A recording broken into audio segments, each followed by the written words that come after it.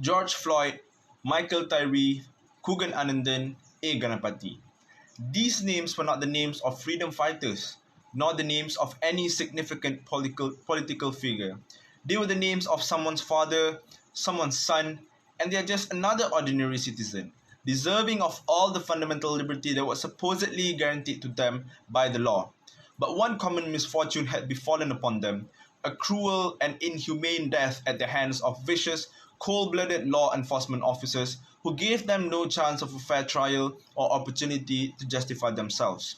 A very good day I bid to everyone. I am Divagara Naidu, anak lelaki Bhaskaran, and I am here to present my speech on police brutality, a plight of humanity. Every now and then, we hear stories about suspects dying while being in police custody, and every single time, there is always an attempt to cover up such death by denying foul play or even accusing these victims for causing such calamities upon themselves.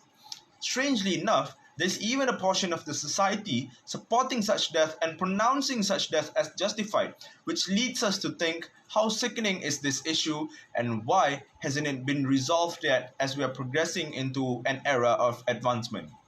Ladies and gentlemen, custodial death and police brutality is a horrendous, saddening fact which symbolizes the lack of accountability and integrity which is persistent for decades within the police force.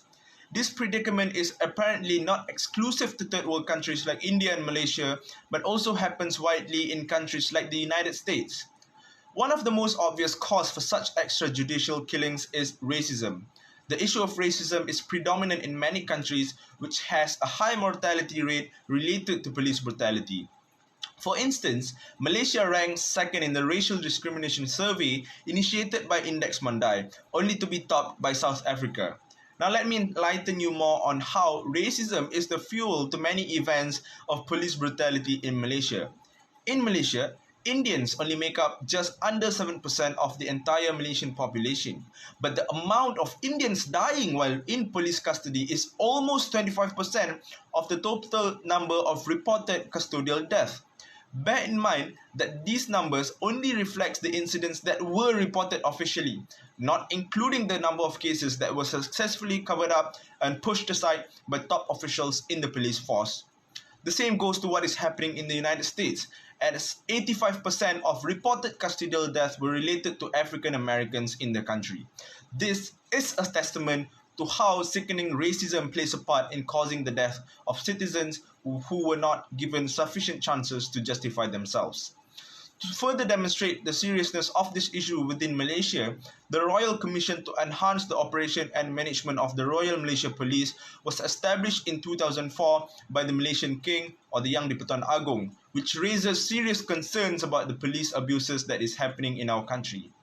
The Royal Commission received over 900 complaints of abuses, including death in custody, physical and psychological abuse of detainees, misuse of administrative detention laws, abuse of power, systematic lack of accountability, and transparency. Other than racism, there are several other factors which clouds the judgment of what a reasonable policeman should be. Among them are the internal psychology of the officer himself. Firstly, the mental health of the police officers is widely kept and checked.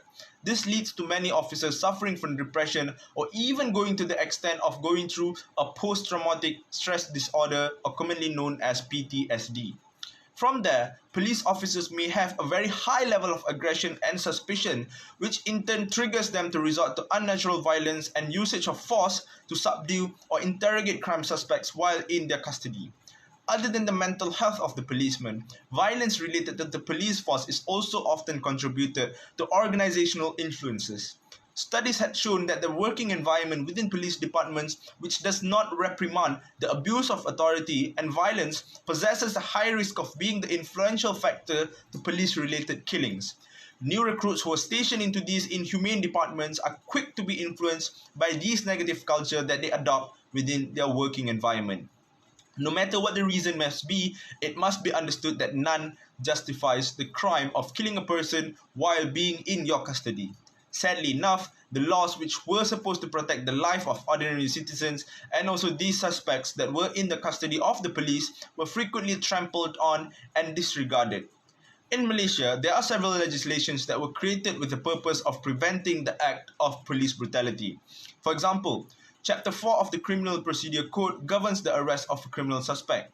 Section 15, subsection 2 provides that if a person forcibly resists or attempts to evade an arrest, the officer may use all means necessary to effect the arrest. However, note that in subsection 3 of the same legislation also states that nothing in this section gives the rights to cause the death of a person who is not accused of an offence punishable with death or with imprisonment for life. Once arrested, the person shall not be subjected to more restraint than is necessary to prevent his escape. Moreover, the Federal Constitution of Malaysia under Article 5, Clause 1 also states that no individual possesses the right to deprive another person of his right to live, and this is supposedly to be applied unto police officers as well. Despite the abundance of many legislations and rules, reports of police brutality keeps on coming, and why is that so? Ladies and gentlemen, again, we must put a total blame on the lack of accountability and integrity of the police force for being the root cause of the continuation of this sadistic treatment of suspects. The court of law is obviously not enough to be the sole formula in resolving the issue, as the court may only act upon sufficient evidence. For many years, events linked to police brutality were often covered up by top-ranked officers and written off by politicians. Families of the victims were even denied access to look at the body of the victim in the morgue, thus eventually raising suspicion of the police misusing their authority in conducting investigations. For now, the only way to save humanity from such harsh and cruel mess is to establish a neutral organization with the sole purpose of holding the police accountable for each and every action that is non-natural to the nature of their jurisdiction. Several countries in the world had already established a committee which conducts a hearing for cases related to police brutality. For example, in the United Kingdom, we have the Independent Office for Police Conduct. The main ingredient that is paramount to the success of this investigation committee is to ensure the neutrality and the independence of the workforce, which is of course free of influence from the police force itself. This was of course suggested by many human rights non-governmental organizations in the form of enacting the Independent Police Complaints and Misconduct Commission Act, or known as the IPCMC Act. The IPCMC Act was first envisioned 18 years ago as an effort to fight against police cruelty. According to Amnesty International, improving law enforcement and strengthening the legitimacy of the police agency in the country will only remain a fantasy unless a truly independent IPCMC is established. The IPCMC bill was first tabled in the Parliament in July 2019, and ever since then, many amendments were made and added to the bill to increase the efficiency of the law. However, the shocking change of the government in March 2020 had totally impeded any known progress of ensuring the bill a success. Since then, there were many more cases involving the death of inmates and suspects in the hand of unruly police officers. And yet again, the cries of these family members are made insignificant by the top brass and simply pushed aside. Before I end my speech, please remember that the lives that were lost due to police brutality were as precious as your lives as well as mine. Each and every one of us are entitled to right of due process and not the deprivation of our lives. As we seek accountability and integrity from the police force, we must constantly remind ourselves that the people who died in vain were someone's beloved family member. The fact that they had a criminal record or were suspected of carrying out criminal activities does not warrant the police to conduct extrajudicial killings. Up until the day an independent body responsible to investigate police conduct is established, the fight for it will never be over. The language, skin, religion, or cultural barrier must be destroyed at all costs so that we can all stand tall against this vicious crime against humanity. In conclusion, police brutality is a disease, and keeping an eye away from it signifies that you are enabling such cruelty to happen on an extensive scale. Therefore, police brutality must end at all costs, and together you and I can play a part in fighting against police brutality. With that, I would like to thank everyone who watched this video. Thank you.